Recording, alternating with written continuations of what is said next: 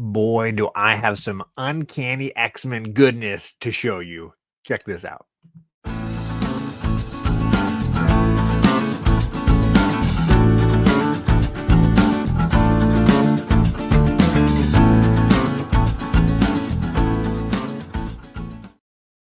Hey friends, welcome back to John's Comics with Kids. And this is a video that I did not expect to be making. And then last week, something fell in my lap, or at least came across my Instagram that I couldn't resist. And so I want to talk to you a little bit about an unusual purchase that I made recently and the reasons why. I have a nice run now of Chris Claremont and beyond of the Uncanny X-Men run. Most of you have been following that journey. This is issue 105, a battle between Phoenix and Firelord. It's a classic Cockrum Claremont issue early in the run. And I'm not usually someone that collects multiple copies of the same book. And now I'm about to show you the many times in which I've done this, which is fine. I've got a small stack here early in the run of the issues where I've got doubles, right? And obviously when they are among my favorites, like these, 94, or they were gifts like these two copies of 96. They're things that I never want to get rid of, or like that I have upgraded. So I recently upgraded this amazing issue, and I'm still trying to decide when and how this one moves on to somebody else in the community, because I do think that issue 99 might not last long in my collection. And then the one that everybody talks about last year, the Dazzler first appearance. So yeah, there's a little flex for you of some doubles. But the question becomes, why would I buy two copies of issue 105? If you saw my live stream on Saturday, I unboxed this copy of issue 105, which I would argue is almost the same grade, right around, 8.0-ish, maybe range, 7.5 issue of 105. Really great cover, really great colors. It's not dealing with a lot of scrapes, dings. There's a little bit of a fold right here that could easily be pressed out. I don't think it breaks any real colors or anything like that. But here's the reason why I bought it. Whoop. It's got a nice little signature that maybe you can't quite see there, and I will show you by blowing it up right here. It says, "To John, from Dave Cockrum." And you might be telling yourself, "John, how did you get Dave Cockrum to sign your comic book to you? He's not alive anymore." And I would say the DeLorean is coming along very well. Thank you. And I'm able to time travel now. No, what it was is my friend Kevin, Karate Kevin, Superpower Review, a community member I've known. Gosh, Kevin, I think it's been almost the entire time I've been on YouTube. He was an early contestant on Comic Gories when I was doing that show, and we've just hung out and talked a ton. And he posted this video where he said he bought this comic and then opened it and discovered a signature on the inside. And then he showed the signature, and I think I sent him a message that said something like, that book's got my name all over it. If you ever sell it, you better come to me first. And he laughed, and I think we had a couple of jokes about it. And then he's like, "Well, maybe I should sell it to you." And then he asked me a price. I went and did the least amount of research I could do, and I found what I felt like was fair for the book. And then I basically just doubled it and said, "Does that cover the cost of a signature that is pretty rare and hard to find?" And he thought on it a little while, and then he agreed to the price, and it was an amazing moment. I think I was incredibly ecstatic, and he was very generous in allowing me to take this book from him, which he could have easily said no. There was no obligation. I hope he felt that way too, and I believe he did. And he quickly sent it out, and I had it within a week. It was an incredibly speedy transaction. Part of the reason I did it is I'm not necessarily a signed comic collector, but I have sort of much like those doubles I showed you a minute ago. I'm a hypocrite. I have two standards for myself. I have found a way to snag at least a signed book from every single person that I feel impacted my love of this medium. And I'll show you some of those right now, but the one I was missing was Dave Cockrum. I never had a signature from him, and I still don't have a Stan Lee one. We'll talk about that at the end here.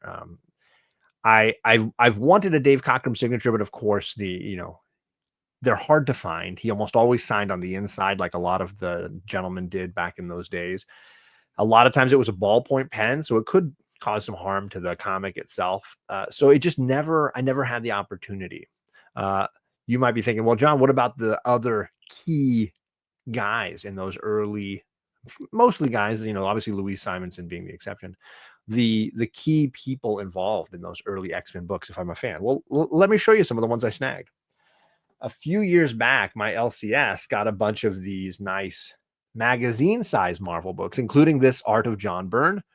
And on the inside of this one, yeah, there's a nice John Byrne signature right there. So when my LCS had this up for sale, I immediately reached out to my LCS owner, Kenny, over at Nuclear Comics here in Southern California. And I basically said, can I get that off of you? He gave me an insanely fair price because I don't know that it has a huge markup for it. But I was very happy to have it. I'm going to be very careful getting this back in the bag. Ooh, I didn't even want to take it out. You know what? I'm going to wait and do that later. But I was very happy to get that book. And it's the only John Byrne signature I have in my entire collection. But I was very happy to snag it. And on that book, even in particular, it kind of is maybe a little more perfectly aligned. Now you're like, well, John, you've been to a bunch of cons. Claremont still signs things all the time. He's practically like Stan Lee at this point, signs anything you put in front of him. Tell me you got a signature from Chris Claremont. And the reality is, no, I've never met him. And it's just been good luck, bad luck, however you want to describe it. I've been to 2 conventions on the East Coast, and he didn't attend those. And then every convention I've done out here, San Diego Comic-Con, WonderCon in Anaheim, I've never been lucky enough to align my schedule with his. So I've missed out. But there was a part of me like a year and a half ago that was saying, look, he's not getting younger. What if I miss out on this? And then all of a sudden his signed books, kind of like Stan Lee's, all of a sudden now have a premium and I can't afford it. So I went out of my way and I thought, well, which book would I love to get him signed? And there's a couple that I would probably consider. And I found one and I snagged it. And it's this one. It is God Loves, Man Kills. This is a later printing. This is a 5th, I think. Yes, a 5th printing. And it is signed by signed by Chris Claremont. I believe he signed on the inside. Yes, on the first page, in 2014. So there you go, a nice pristine copy of God Loves, Man Kill. Of course, I have some first prints. I think I might even have a second print of this story. It's one of my personal favorites. If you've never read it, never tried any X-Men books, I would highly recommend finding a way to read that one. If you have a digital app, easy peasy. God Loves, Man Kills should be near the top of your list. And I know it has aged, and some people love it, some people don't as much. I personally feel like it is encapsulating everything I really love about the X-Men and specifically Claremont's run. So there's my triple threat now. I've got Cockrum, Byrne, and Claremont, the original 3 gentlemen. I've of course got the Jim Lee signatures and those kinds of things as well. But I've been lucky enough to either meet those individuals and get things signed like I did with Marv Wolfman, or I've been able to sneak out and find ways to buy copies of things here and there. I mentioned I would talk a little bit about Stan Lee at the end. I had an opportunity just before Stan died to get an Avengers 4 signed by him. And before we could finalize the deal, Stan Lee passed, and that book's value skyrocketed. And the gentleman said, I can't sell it now, or I need to sell it for a premium. And I totally understood, and I didn't pitch a fit or anything like that. But in the end, it left me feeling like at some point, when the cost of a Stan Lee signed comic book regulates again and finds a normal, I need to find a way to get in on that title or that signature. So the problem is I don't want it on a book he didn't work on.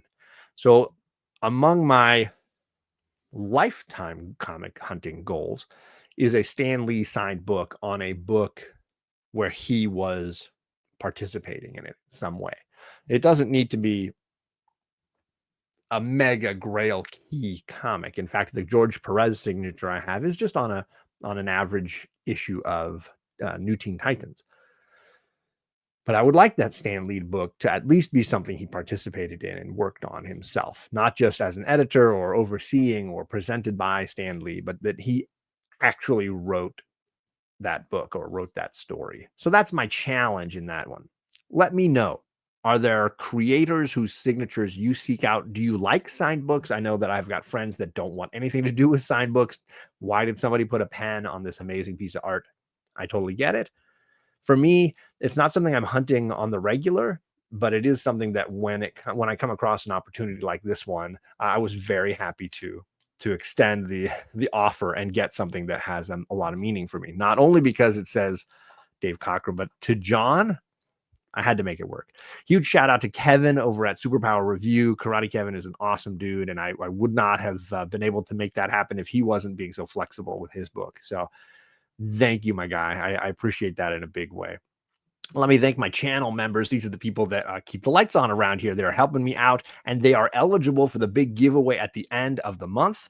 That's coming up this Saturday. I'm going to be giving away some really great variants. I've got that Dr. Doom, John Tyler, Christopher negative space variant. I'm going to be giving away some trades. So every month, a trade paperback and some great variants are going out to you in the community. You can have a chance to win that by just joining the channel and being part of it. I'm also nearing 3,000. And like I've mentioned in other videos in the past, if you leave a comment on this video, I will make sure that you get at least one entry for leaving me a comment on a wheel that I'll spin when I finally get to the 3,000 mark. Hopefully that'll happen over the next couple of months here.